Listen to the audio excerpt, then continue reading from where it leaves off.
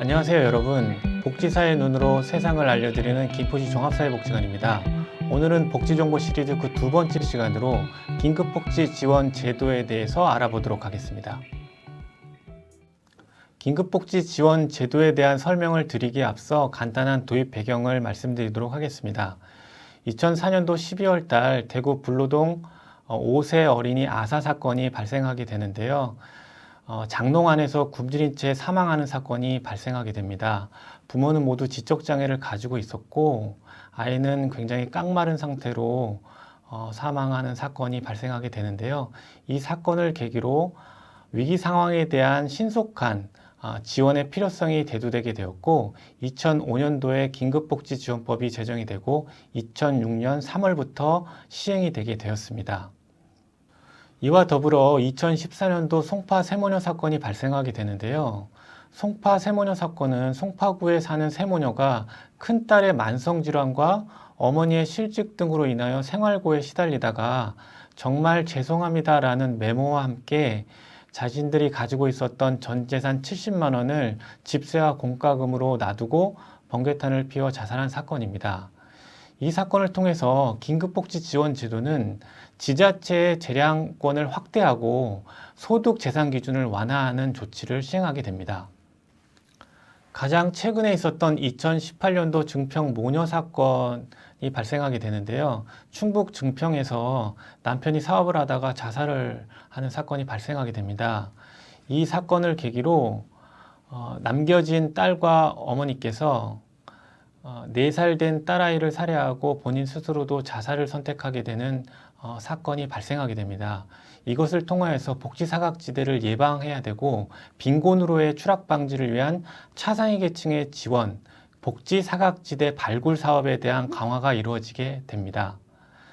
긴급복지 지원 제도는 위기가구를 대상으로 위기 사유에 따라 생계, 주거, 의료비 등을 일시적으로 신속하게 지원하여서 빈곤계층으로의 추락을 방지하는 목적이 있다고 하겠습니다. 결국 어려움을 겪고 있는 이웃분들에게 신속하게 도움을 주기 위해 만들어진 제도라고 보시면 되겠습니다. 긴급복지 지원제도는 위기 상황에 해당이 되면 지원을 받으실 수가 있는데요. 위기 상황에 대해서 간단하게 살펴보도록 하겠습니다. 주 소득자가 사망, 가출, 행방불명, 구금, 시설에 수용되는 등의 사유로 소득을 상실한 경우이거나 중한 질병 또는 부상을 당한 경우, 가구 구성원으로부터 방임, 유기, 학대 등을 당한 경우, 가정폭력 또는 가구 구성원으로부터 성폭력을 당한 경우, 화재 또는 자연재해 등으로 인해 거주하는 주택 또는 건물에서 생활하기 곤란한 경우, 주소득자 또는 부소득자의 휴업, 폐업, 사업장의 화재 등으로 인하여서 실질적인 영업이 곤란하게 되는 경우, 또한 실직으로 소득을 상실한 경우, 마지막으로 보건복지부령으로 정하는 기준에 따라 지방자치단체의 조례로 정한 사유가 발생한 경우입니다. 한시적으로 코로나19로 인하여 주소득자 또는 부소득자가 무급휴직 등으로 인하여 소득을 상실한 경우이거나 자영업자, 특수형태 근로종사자 또는 프리랜서인 주소득자 또는 부소득자의 소득이 급격히 감소한 경우가 해당이 되겠습니다. 지원 대상입니다. 세 가지 원칙이 있는데요. 선지원 후조사, 단기지원 원칙, 타법률 지원 우선의 원칙이 있습니다. 간단하게 살펴보면 선지원 후조사는 현장 확인을 통해서 지원의 필요성을 포괄적으로 판단하고 우선적으로 지원한 후에 소득과 재산을 사후에 조사해서 지원의 적정성을 검토하는 것입니다. 단기지원의 원칙은 일시적으로 신속하게 지원한다는 원칙 에 입각하여 위기가구에 대한 긴급 지원을 1개월 또는 1회 지원을 원칙으로 하고 있고요. 위기 상황에 따라 연장을 할 수 있도록 하고 있습니다. 세 번째, 타법률 지원 우선의 원칙은 타법률에 의해서 동일한 내용으로 보호를 받거나 구호를 받았을 경우에는 긴급 지원을 지원하지 않는다라는 내용입니다. 보통 다른 법으로 지원을 받으시게 될 경우에는 긴급 지원을 통해서 중복 지원이 되지 않는다고 생각하시면 되겠습니다. 소득 재산 기준입니다. 긴급복지 지원 사업은 가구를 기준으로 소득을 살펴보게 된다고 알고 계시면 되겠는데요. 소득 기준은 기준 중위소득 75% 이하 가구이어야 한다고 아시면 되겠습니다. 표에서 보시는 것처럼 소득 금액이 1인 가구는 137만 원, 4인 가구는 365만 7천 원 이하인 가구일 경우에 해당이 된다고 보시면 되겠고요. 재산 기준은 대도시, 중소도시, 농어촌으로 나눠지는데 김포시의 경우에는 중소도시에 해당이 되기 때문에 재산 금액이 1억 1,800만 원 이하이면 되겠습니다. 금융재산은 500만 원 이하이면 되고요. 단 주거 지원을 받을 경우에는 700만 원 이하로 되어 있습니다. 주거 지원은 위기 사유가 발생했었을 때 임시거소를 제공해 드려야 되거나 주거비 지원이 필요하다고 인정되는 경우에 주거를 지원할 경우에 금융재산이 700만 원 이하라고 보시면 되겠습니다.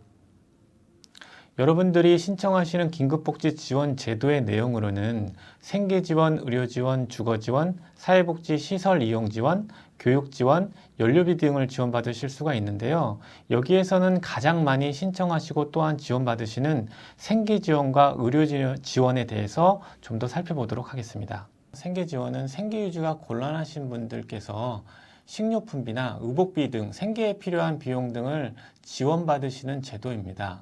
금액은 표를 보시는 것과 같이 1인 가구일 경우에 47만 4,600원이고요. 3인 가구가 103만 5천 원이고 4인 가구가 126만 6천 원 정도 수준에서 지원을 해주고 있습니다.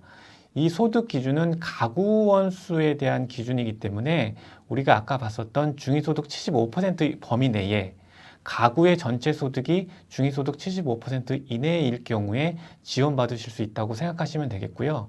가구 원수에 따라서 정해진 액수로 지급을 하게 되고 매월 일정액을 지급하게 됩니다. 보통 우리가 1개월을 지원을 하게 되고 지자체에서 2개월을 범위 내에서 연장 지원을 하게 돼서 보통 3개월을 지원을 받으시게 되는데요. 3개월 비용을 한꺼번에 지원하는 것이 아니라 1개월씩 또 1개월씩 매월 일정액을 지급한다라고 보시면 되겠습니다. 의료 지원의 경우에는 중한 질병 또는 부상을 당하셔서 발생한 의료비를 감당하기 어려울 때 지원 신청하게 되는 제도인데요.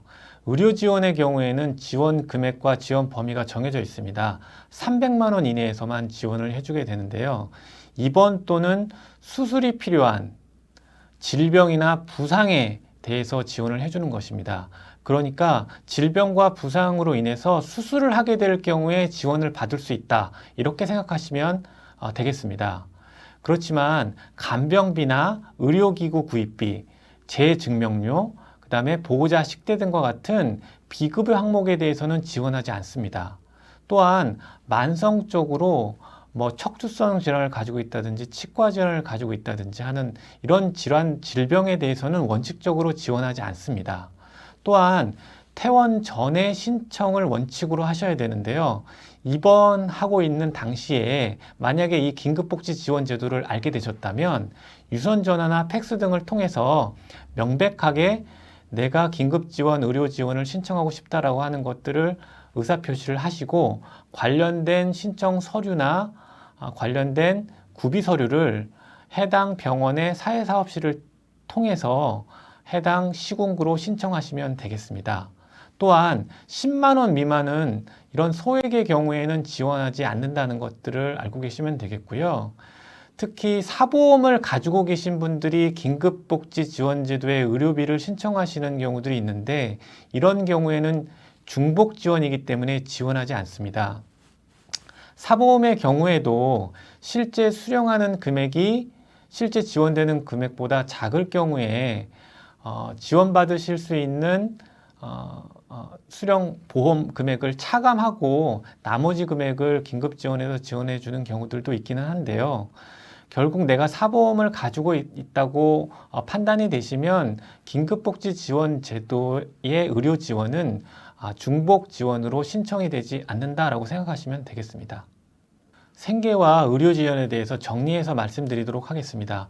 생계지원과 의료지원 모두 동일한 가구 원수의 소득, 가구의 전체 소득을 기준으로 지원 기준을 산정한다고 말씀을 드렸고요. 생계 지원의 경우에는 가구 원수에 따라 차등해서 지급한다라고 말씀을 드렸는데 4인 기준으로 126만 원을 지원받으실 수 있게 되고요. 관련된 생계 유지에 대한 지원을 각 1개월씩 보통 3개월을 지원을 받으실 수가 있게 되는데요. 사실 상황이 호전되지 않을 경우에 긴급복지심의위원회를 통해서 최대 6개월까지 지원을 받으실 수도 있긴 하지만 통상적으로는 3개월만 지원 받으신다고 생각하시면 되겠습니다. 의료 지원은 300만 원 범위 내에서 각종 검사, 치료, 의료 서비스, 약제비 등을 지원해 드린다고 말씀을 드렸는데요. 이 300만 원 범위 내에서 본인 부담금에 해당하는 부분들을 지원받으신다고 생각하시면 되겠습니다.